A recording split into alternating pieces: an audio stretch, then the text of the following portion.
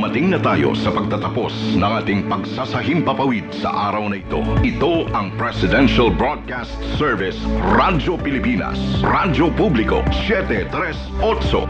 Ang aming studio ay nasa 4th floor ng Media Center Building, Visayas Avenue, Quezon City. Ang aming 50 kilowatt transmitter ay matatagpuan sa Marulas, Valenzuela City. Ang Radyo Pilipinas, Radyo Publiko ay pinangangasiwaan ng mga electronics and communication engineers at technicians. Pawang lisensyado ng National Telecommunications Commission. Rodentor Domingo, PECE 0001385.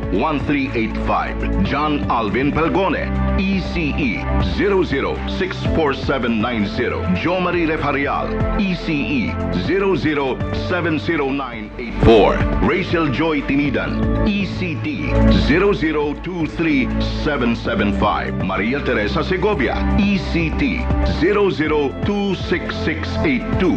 At Marvin Toledana, ECT 0019489.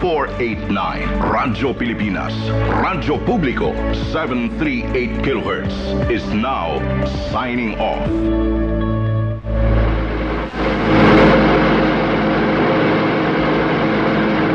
Bayang magiliw, perlas ng silanganan, alab ng puso, sa dibdib mo'y buhay.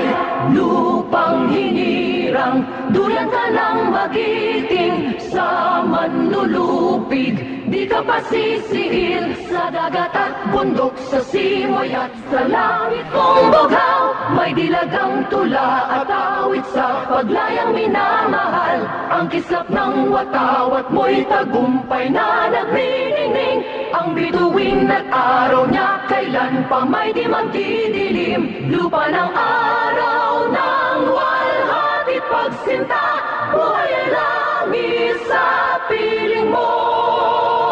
Aming ligaya na pag may mga api ang mamatay ng dahil sa'yo.